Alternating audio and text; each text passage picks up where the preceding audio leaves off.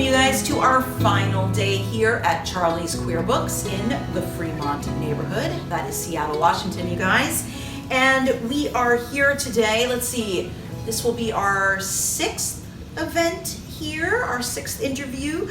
Welcome to a discussion with author Andy Davids about sports culture and particularly how it affects individuals of marginalized gender and sexual orientation.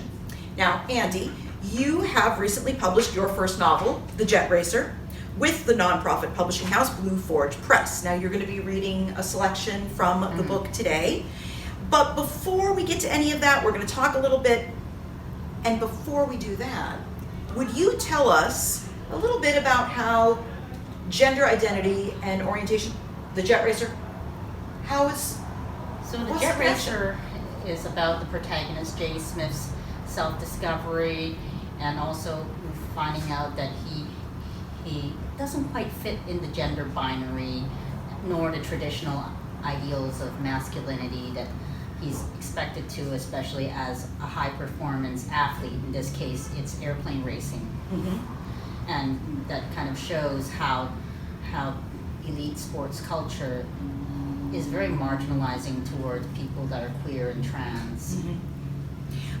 I think let's just stop right there. We're just gonna take the interview right from there. I think one of the things that really struck me about The Jet Racer when the manuscript first came in as a submission, right, was, first of all, jet racing, is that a real sport? I mean, air racing, yes. As there's the Reno air race that happens every year, but they follow a different format than the race in the story. Yeah. So you created a fictional character in a loosely fictional sport. Mm-hmm. Definitely it's based on real life air racing, but the format and the rules are fictional. Talk to me about how did you go about building the sport? Before we talk more about Jay, talk to me about the sport.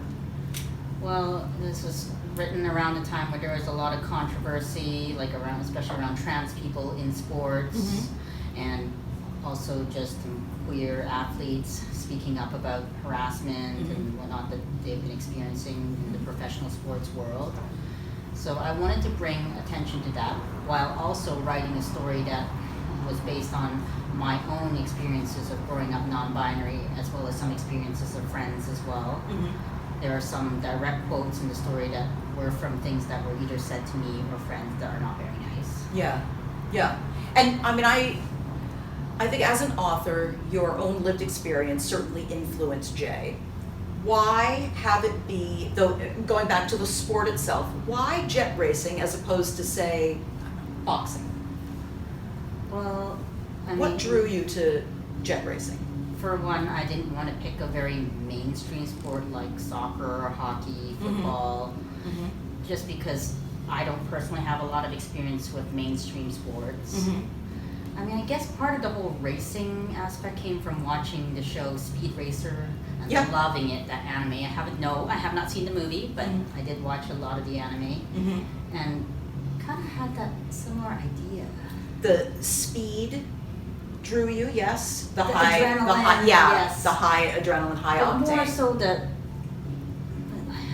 so the how do I put it? Like the competitive aspect, yes. Of that. The fierceness of it. But of course, Speed Racer features a cis straight male. Yes. Some of it does have to do with my own experiences growing up playing in sports. I mean, I'm not very athletic and still not to this day. But from my experience with sports, I felt like it was very heteronormative and mm-hmm. very, very like cis focused. And, mm-hmm. Mm-hmm. But I also love that, at least in my city, there's a lot of queer sports leagues popping up that are co-ed and gender inclusive, like the Cutting Edges Hockey Club or Out for Kicks, which is a soccer league, a queer soccer league. There's Vancouver Gay Volleyball. There's a water polo league that just started a couple of years ago. And I'm wondering, viewers, one of the things that has been really interesting is, as you guys are watching these author interviews, if you pause and consider that for a minute. Now, yesterday we were actually here talking with Diane McPhee, who is not a queer author, but is certainly an ally. And when you stop and consider what the queer experience must be, because most sports, especially professional sports, are not co-ed. So right away, already you're being gendered and you're being slotted into these categories. So sports and queerness do not go hand in hand, and they don't easily mesh. And so I think that was very fascinating about the jet racer. That's kind of why when I created jet racing, I wanted it to be a co-ed sport, because it's actually based on car racing, like NASCAR, Formula One, because those are technically co-ed, but they are very male dominated. Yeah. Much like jet racing, that it's co-ed, but it's very male dominated. I'm really glad that you brought up NASCAR, because I think that high octane feeling, the adrenaline, the risk, the danger, and yes, and the male dominated kind of like the machismo, the pounding of the chest, kind of like, we could do this. It's not just competitive, you guys, it's intense competition. I mean, end all be all intense competition. Jet racing in the novel definitely gives you that NASCAR feel. There was a lot of NASCAR influence for sure. Really? Yes. Yeah. Mostly the cultural aspect, not so much the racing. Yes. And especially around the treatment of women. Yes. There is a character that was based on the real life driver Danica Patrick, and how she's so objectified by the media, and how everybody can only talk about how nice her body looks rather than her stats. Yeah. You guys, I know anyone even following American politics right now, you guys are seeing everyone is talking about what Kamala is wearing as opposed to what her policies are. I think that definitely happens across the board. All right, so I like that, thank you. I was really wondering, I didn't want to leave the conversation, but I was so wondering if NASCAR had played part. That's fascinating. And Formula One as well, like yes. all the racing sports really. Yeah, yep, it's that high speed, you guys, it's the high speed. Okay, so let's see here. Our very first official question. In the world of sports, Andy, particularly professional sports, they tend to be male dominated, as you were just talking about, although there are some prominent athletes who are not male identified. Mm-hmm. Before I go on to the question here, will you talk to us, for our viewers, folks, what professional athletes that aren't male identified? First one that obviously comes to mind is Danica Patrick, as I mentioned. And what does Danica do, just for our folks that don't? She's a NASCAR driver, former NASCAR driver. She's retired now. Mm-hmm. Haley Wickenheiser, Canadian gold medal hockey player, has I think 4 Olympic golds. You guys, I mean, do you know these folks? These are folks, that's everyone, more of a Canadian name. But still, I want folks to go and to now Google these names, find out more about these athletes. Here in Washington, folks want to talk about women's basketball, but that's not the only women's professional sport. Okay, and I know there's a couple of more that you named here, Andy, when you and I were talking. Yep, Serena Williams. Yep. Quinn. Oh, Quinn, the non-binary soccer player. There we go. Canadian as well. Yep. And Serena Williams, you guys. Serena and Venus. Yep. Tennis. I'm hoping. Yep. Hoping right. I'm getting this right. Yep. I just thought it was kind of important for us to say, we're not saying that all professional sports or all professional athletes are men. We're just saying these sports tend to be male dominated. That's all. Okay, so in terms of this, are any teams or characters in the Jet Racer based on real life teams or sports figures? Well, obviously the Danica Patrick connection, there's yes. a character named Julianne, who tends to be treated by a lot of characters as just basically a walking piece of meat, for lack of a better word, where she's often just talked about how hot she is, and there is a character who constantly has a crush on her. Do you guys see how, when you are an athlete, when that is a big part of what defines you, the way, say, if an author is very defined by the fact that they are a writer, and all someone wants to talk about is how cute they look at an event as opposed to the content of their book. It is identical. So we have these professional athletes that have devoted often the majority of their lives to the practice of and or mastering of their craft, and to then be broken down into their bust, waist, and chest, waist, and hips, or who has a crush on them, or who they're dating, or whatever it is. How incredibly demoralizing that can be, but also how it takes away from the experience overall, because we're making them into something. They're like, please recognize me for the skill that I'm bringing to this sport, not for my bust size. Mm-hmm. And it's like that's what I've noticed with Serena Williams a lot. Yes. So many comments on videos of her playing tennis are about, wow, she's got thick legs, or look at that butt. Yeah. Not how she's one of the best female tennis players out there. And I would argue one of the best tennis players, period. I mean, I'm kind of I have always found her very impressive. No, and she's a great tennis player, but it's just unfortunate everybody, Yes. well, both her and her sister, that everybody just can't stop talking about her Yeah. body.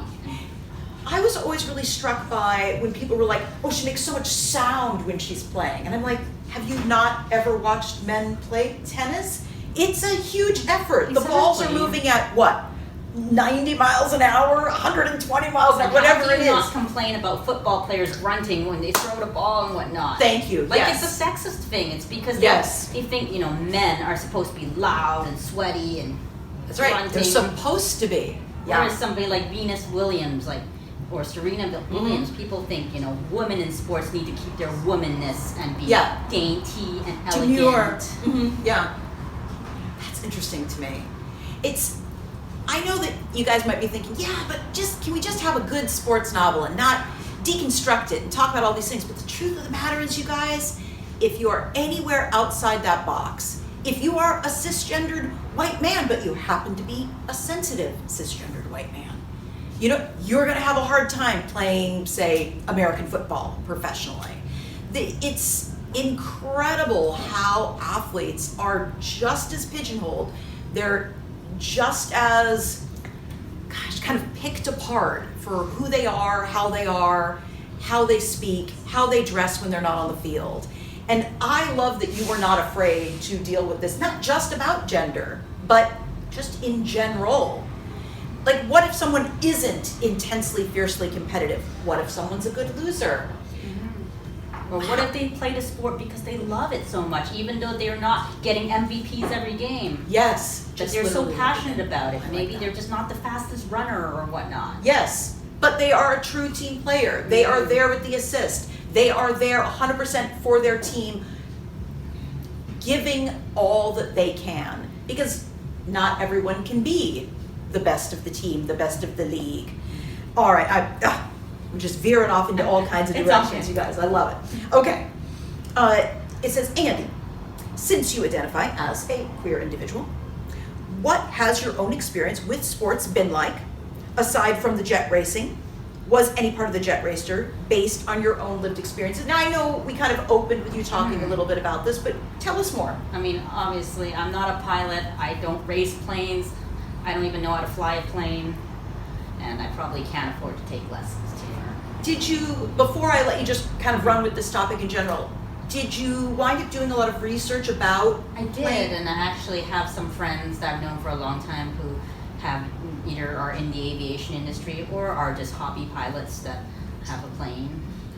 I was really curious now, you guys, if you've been watching these weekly videos, you know that this is a big line of discussion, is the kind of research that goes into writing an element that you do not have personal mastery or expertise in.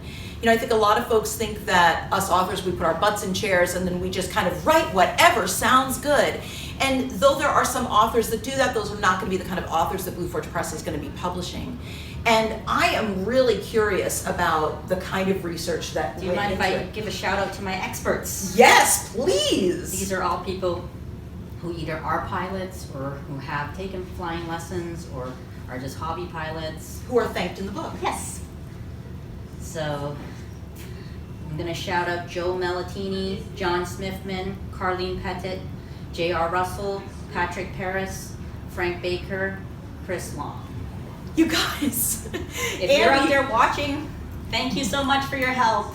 And Andy is so beautifully proving this point that Diane and I were going on and on about yesterday, is that research is so vitally important. So with this team that Andy has mentioned, the thing that is so amazing about it is that all these details that you must have learned from them, Of course. they may not all have trickled down into the book, but Andy was able to then live in that space of knowing And that brings an authenticity to the page. So that Jay really sounds like Jay knows what Jay is talking about. I mean, I'm sure if somebody with many years of flying experience reads this, they might cringe at a few small details that are wrong. But I mean, I think that's fair. This is okay. You got to remember, this is not a manual for how to fly a plane. This is True. a work of fiction. Yes. There is a suspension of disbelief. Exactly. Yeah, there has to be a suspension of disbelief. And that, I think, is acceptable. But I'm still going to go back to the more research, the better, you guys. Only because, again, as authors, we don't want people to be thrust out of the story. We don't want them to fall out of the narrative as much as possible. But I like that. All right, so Andy, talk to us more about your own experience with sports. I know you were saying you weren't really big on sports. No, I mean, I've done a few sports, Yeah. like growing up. Yeah. I did gymnastics when I was a kid, and I remember that only boys were allowed to perform on certain apparatuses, and some were Yeah. only for girls. And Yeah. at that time, I wasn't out, but I've been questioning since I was very young, and I was Yeah. wondering, why can't I learn the rings? Yeah. They're so much fun. Yeah. But because that is a boy's Yes. apparatus. Yeah. I don't want to put words in your mouth. And also, yeah. I want to add that in general, one of the reasons I never got into team sports is that you had to pick whether you play on a men's or a women's team, Right. or a boys or a girls There's team, not as many co-ed options. or Yeah. like gender inclusive. Yes. Yes. Which is why I'm glad that leagues like the Cutting Edges and Vancouver Gay Volleyball and Out for Kicks exist to provide that inclusive space. But Yeah. outside of that, Yeah. there isn't so much option. I feel very grateful, I think is actually the word I'm searching for, that you were willing to kind of dive into sports, even though your personal experience with sports has not been 100% positive. I think as someone who really enjoyed both personal and team sports growing up, but Oh, were you much of an athlete growing up? boxing, taekwondo, baseball, martial arts soccer, bowling, pretty much anything So, I could I get don't know on. if you, Yeah. you can remember this happening to you, but this was very memorable Yeah. for me. So when we got to a certain level, Yeah.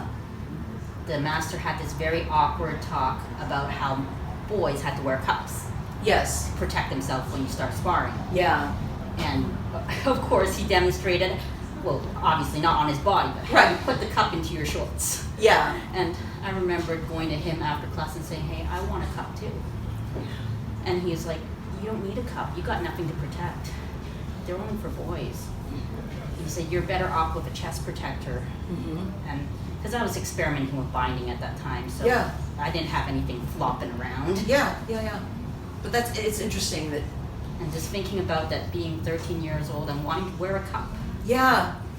Well, because that. Yeah. Because it's something masculine. Right. That's why I wanted it. Yeah. And like you're saying, your instructor is there with you saying, explaining to the class, this is an important part at moving forward, older boys. It seems almost like a coming of age thing. Oh yeah. And I think that- I'm sure most yeah. boys remember getting their first athletic cup. Yeah. And how awkward it was buying it with their mom. And then having their instructor stand in front of a co-ed class explaining how to put it on. I think that would also be a little awkward. Yeah. Yeah. But I just remembered that was so memorable for me that, Yeah. me wanting something that was so distinctively masculine. Yeah.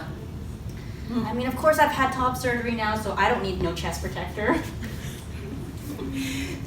All of that, it's just extra equipment. It's just other things to spend money on. That's Yeah. right. Andy says, no, Exactly. I'm good to go. All right, let's see here. I don't want to have you dive into reading yet. I want to talk a little bit more about your process. So when did you first think, I want to give this writing thing a try? Or has it been something that you've always done? I mean, I've been writing since I could hold a pen. Really, yeah. I've been writing little short stories. At one point, I wrote fan fiction, and no, you cannot read any of it. I don't even want to look at what a 12-year-old wrote. Did you, So short stories, I always say, what did you write? People say, journal entries, poetry, but short stories. And a bit of poetry as well. I said Jet Racer is your first novel, but is Jet Racer your first novel? It is, yes. Okay, it's the first. got that right. I mean, I had one that I only wrote 2-3 chapters about. It's a young adult horror about a haunted summer camp. Oh, okay. But I noticed that plot has kind of been overdone. Yeah, So okay. Well, this is definitely unique. Mm-hmm. I'm going to give you that, Andy. This is definitely the Jet Racer is unique, you guys. Okay. So, first novel. Did you set out and say, I am going to write a novel, or did it start as a short story and then expand? What was that process? This one started off like straight up as a novel. Okay. I was thinking, I am going to write a full-length novel. Yeah. And I'm not going to give up this time because I abandoned that last one, this teen horror. Yeah. So 50,000 words or more, you guys. That's your novel milestone, right? Did you outline? Talk to me about your process. Did you write at a certain time every day? Just whenever the idea hit me, like I knew it would be air racing. Yeah. I knew there would be a whole gender identity component to it. Yeah. I knew there would be like a whole attitudes towards people that are minorities, either gender, race even. I mean, race doesn't come up too much. No, not Gender for sure, sexuality. Yes. Like in sports and how that's affecting especially queer people.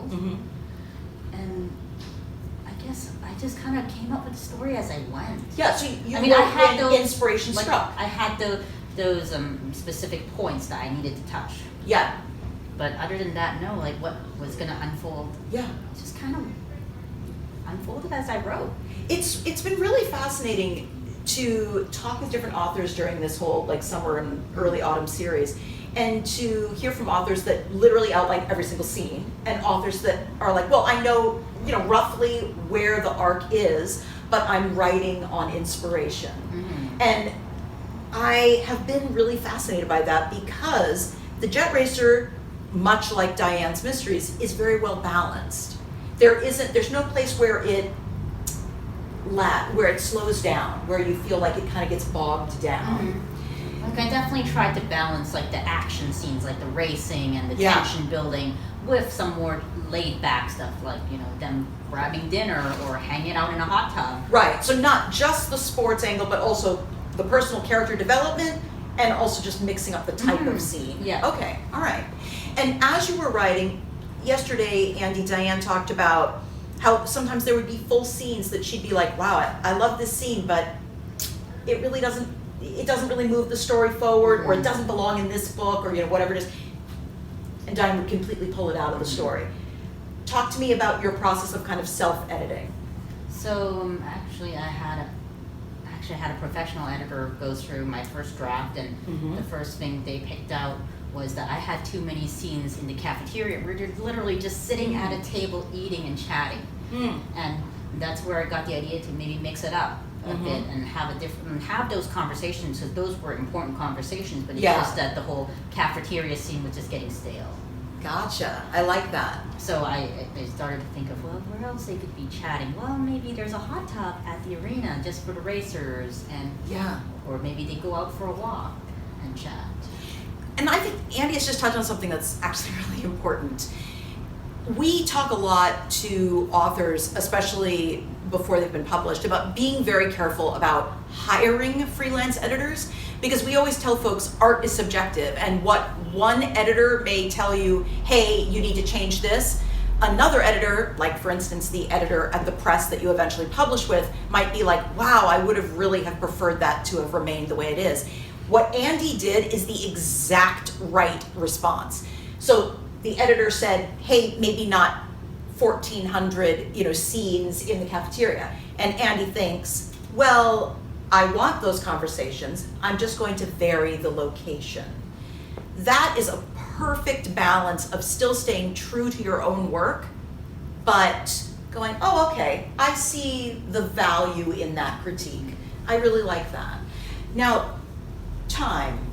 About how long from idea to completed manuscript? 1 year.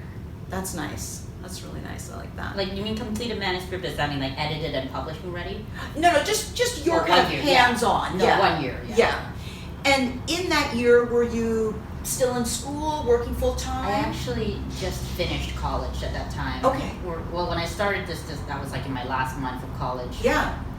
Because interestingly enough, there was a poster in the town where I was going to college that was advertising aerobatic plane rides for donation to the BC Children's Hospital. And I thought, you know, being the adrenaline junkie that I am, like, I'm gonna try this out. Yeah. And I did it.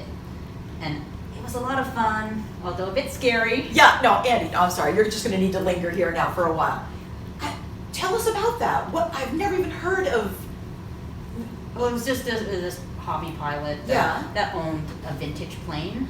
It was one of those planes that they used to train pilots for World War II, so it doesn't have weapons, but it flies just like a plane. Oh, that would be incredible. Oh, Andy, I don't know. I think you should probably, when people say, how did you write the scenes of the actual flying and make them feel so real? It's because you've been up in one of these, well, I mean, not one of these planes. No, but and it wasn't a jet plane. Right, but a very unique plane. Mm-hmm. And obviously a jet plane flies differently than of a course. working trainer plane. Interesting. That is really cool. What a wonderful inspiration to kind of. I mean, it's just unfortunate that that pilot was very transphobic and homophobic. Oh. Yes. Which is interesting talking about the book then. Since obviously transphobia, homophobia is a big part of the book. Great sport. That's why I didn't even tell him about. I didn't tell him about. Yeah, well, no. But there are some direct quotes of things he has said to me that one of the characters says to Jay. Yes, there's some pretty harsh homophobic and transphobic slurs in there. I'm glad. Yes, and you guys. It's in the content warning. Yes, absolutely. I'm glad that you included them though, because again, authenticity. This is real life. I'm not going to censor that because this is the experience of living queer and trans. That people are going to say stuff like that to you. Yeah. And no, it's not right. And yes, it hurts, but this is the reality. Yeah. And I'm not going to shield my viewers from that. Yeah. Now, Jay is 20. 21. 21. So he's just legally an adult. Okay. And at least in this country here. You were just a little bit older when you were writing? I was about 21 or 22. Yeah, okay. Jay, to me, just seems completely real. And just for anyone watching, in Canada, you're considered legally an adult at 19, not 21. Gotcha, thank you. So, you have some segments to read for us. Yes. Can you tell us a little bit about what you're going to read? Does it need an introduction? It's just like an introduction to the whole universe, really, of the whole story and what life is like for all these characters. Okay.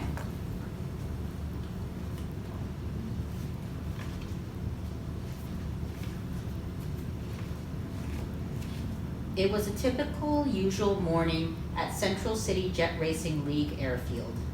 I sat at my room waiting for Mike to arrive with breakfast. Having breakfast delivered was one of my favorite privileges as a professional jet racer. Will it be French toast again, like the last 3 days? I wondered. Or something different? There was a knock at the door. Good morning, Mike said in his Texan accent.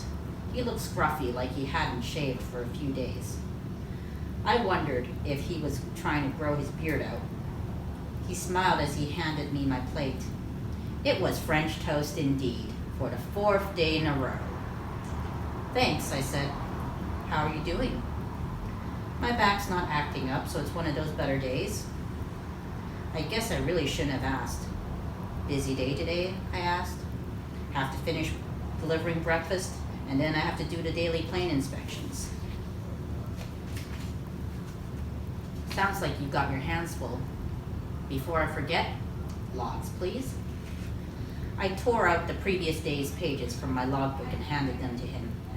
The National Jet Racing Association paid us for the time spent on practice flights between races, and filling out the log sheets was like filling out time cards.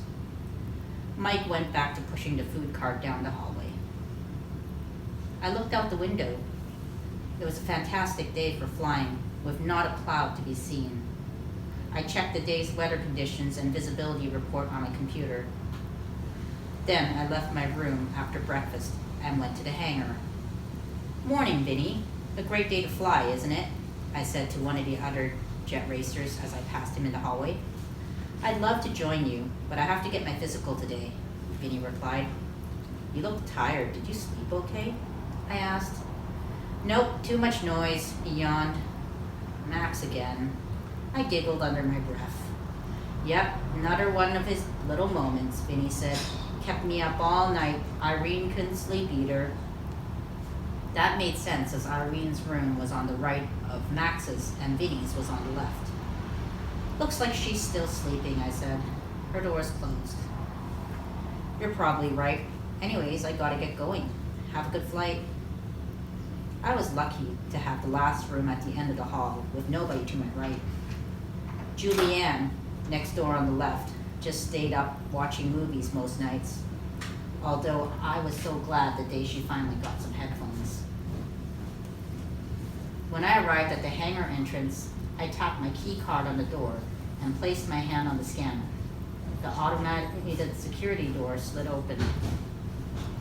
Mike sat on a stool, touching up the paint on Vinny's plane, filling in the scratches. We jet racers always wanted our planes to look presentable, even when we weren't racing. "Just finished cleaning all the mud off your plane, so she's ready to fly," he said. He went back to painting. "Have a good flight." "Thanks." Max entered the hangar. "You ready to fly?" he said. He looked a bit lost in his thoughts. "Everything okay?" I said to him. "I had a dream that Julie was in my bed, and damn, does she ever know how to show a guy a good time?" Max gave an obnoxious laugh. "I mean, look at that body. I swear, even if I were a woman, I'd still want her." I rolled my eyes and glanced over at Mike. He winked at me and continued painting. Max thought for a second. "Hell, that made me a lesbian. I've been with more girls than you your whole life, and I'd still choose her." To be fair, she was good looking. We walked over to our lockers and grabbed our flight jacket. "Would you mind helping me work on my barrel roll again? I'm still having trouble with it," Max asked. "Didn't I just go over it with you last week?" I sighed. If only he'd stop forgetting every time I show him. "Had to do daddy and daughter stuff with Izzy yesterday." That meant it was his visitation day with Izzy. But what does that have to do with barrel rolls? "Are you saying you've forgotten what I've said?" "My mind's a bit preoccupied," he replied. "I mean, Max could play the bass. Surely he wouldn't forget how after not playing for a while. Some might say it's like riding a bike, though I never learned how to ride a bike, so I couldn't strictly relate to that analogy. But I couldn't imagine a barrel roll being more complicated than playing bass. I couldn't play an instrument to save my life." "That's understandable," I said. "Trust me, it's not easy being a dad and not getting to see your daughter much because you're too busy practicing for races. She's always on the back of my mind." "Before we fly, I need to show you something," I said to him, thinking that some visuals might make it easier for him to remember. I sat down at the table next to the lockers.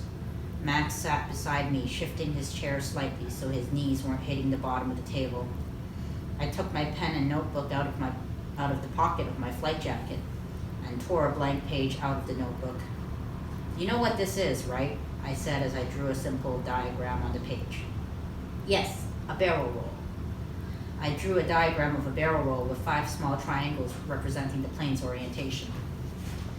"It helps to think of the motion like you're running your wheels along the inside of a barrel. Got it?" Max nodded. "Now what's happening here?" I asked as I pointed to the first triangle in the diagram. "The nose is being pulled up." "Yes, I try to aim for 45 degrees from the horizon." I drew a diagram of a line to represent the horizon, with another line pointing approximately 45 degrees up from it beside the barrel roll diagram. "And then what's next?" I pointed to the second triangle. "Push right and start the roll," he said. There was some uncertainty in his voice. "Then push left to finish the roll?" Yes. And you want to make the entire roll smooth and graceful. Ready to try it? He nodded. You should keep this for reference, I said, handing him the diagram. He stuffed it into his pants pocket, and we went to our planes. Mike always did a good job touching up those scratches and cleaning the dirt off the wheels. Max and I did our pre-flight checks. I climbed into the cockpit of my plane, number 80, and shut the canopy. I switched the avionics on and set a quick Jet Racer 80 avionics on into my headset. Max responded, copy, Jet Racer 67 avionics on. I taxied out of the hangar with Max forming up to my right as we made our way down to the end of the runway. The single runway at the airfield was wide enough precisely for two planes to take off together. Jet Racers 80 and 67 requesting takeoff from runway 23, I said into the radio. Jet Racers 80 and 67, line up and wait, the air traffic controller announced. Jet Racers 80 and 67, you are cleared for takeoff from runway 23. The rumble of the powerful engine droned dully through my headset. I felt an intense rush of excitement as the G-forces pushed me back against the seat. The trees and the airfield building became smaller as I took off from the runway. Jet Racers 80 and 67 monitored its frequency and switched to 101.2, the air traffic controller said. Copy that. We switched our radios to channel 101.2. It was the channel for pilots to talk casually on. I'll do a barrel roll first, and then it's your turn, I said through the radio. I leveled myself with the horizon before rotating the plane on its lateral axis. I felt the force of gravity lift me out of my seat as the sky and the ground switched places for a second before I completed a roll. I then watched as Max made the slight dip down. I waited for him to roll, but he seemed hesitant. Thank you, Andy.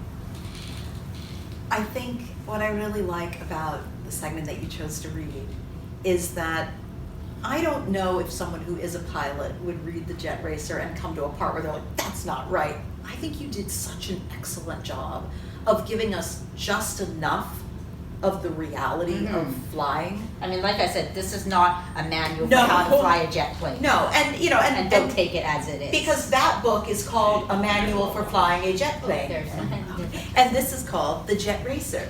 So yes, absolutely. You know, no one should take this as a nonfiction manual, but for someone who loves to fly, for someone who is a pilot, I think there is enough in here that, you know, you really get that feeling of like, yeah, that's what it's like. And yes, I love also that you didn't take the easy out and just thought, well, Jay's hesitant. Jay's the one who's always hesitant, you know? And I think that we sometimes see that as a stereotype with non-binary characters. Oh, okay, well, let's take someone who biologically was born male, but let's make them really, really sensitive and effeminate. And I'm like, what? No, that is not a given. I mean, Jay definitely has his emotional and sensitive side, as we will see later in the story. Yes. But there's also another character that he bonds a lot with as a friend, and that's Vinny, who is the racer you heard about that had to get his physical exam that day. And Vinny also, he's a cis straight male, but he is very emotionally in tune with himself. And I guess some of his behaviors could be interpreted by others as non-masculine. Yeah. I think that you allow all the characters, especially the pilots, but you allow all the characters in the Jet Racer to stand apart from each other, as opposed to, none of them blend together.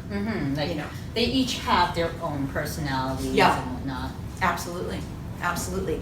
So to kind of end our talk today, I wanted to give a treat to all of our viewers. You have a second novel that has been accepted, is in the pipeline towards publication, called The Neon God. Will you tell us a little bit about it? Just a little sneak peek? Well, of course. So The Neon God is a science fiction dystopian novel. It's about a protagonist named Franklin, who is an older, white, straight male, and definitely more conservative leaning when it comes to politics.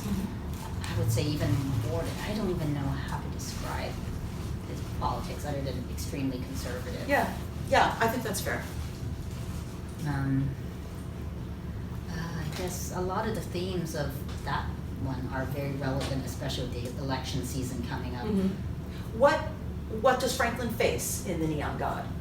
So he's definitely facing a lot of like societal change, and there's a big collision between like old and young and rich and poor. Like rich and poor especially is the biggest schism in this story, where poor people are very looked down upon and seen as like worthless. So it's a social commentary for sure. But Franklin also, like he's educated. He used to be an engineer, but he got laid off. He's facing financial difficulties. He's been forced to work as a janitor in a factory, and he feels really degraded by that. Which I'm spoiler here. Yeah. There is a scene where Franklin literally tosses the diploma out the window because he was so angry. And if you guys haven't picked up on this already, the Jet Racer and the Neon God have nothing to do with each other. No, they are separate universes. Jay isn't like flying over at one point. No, Franklin. No. This is like way further ahead Yes. into the future. These are both completely standalones, which I admire, because I think some authors, they're like, okay, sports novels are going to be my thing, and that is where I'm going to stay. And No, this is it's like definitely two sides of a coin. I like that very much. Andy, do you have anything else that you want to cover today? No, I think that's all. All right. So you guys, you can pick up the Jet Racer at Charlie's Queer Books in Fremont. That is in the Seattle area in Washington State. But you can also find the Jet Racer everywhere that quality books are sold. Everything from Indigo Chapters to Barnes & Noble to, oh golly, what's that great big, oh, that's excellent. I guess there's a great big bookstore online that some people buy from. You could do that. Or you can, I'm sure, find Andy David's online, or you can find Blue Forge Press online. But the book is available, and The Neon God will be available either late this year or early next year. Take a look for that one. Thank you, you guys, and thank you again, Andy. Thank you as well. We'll have you.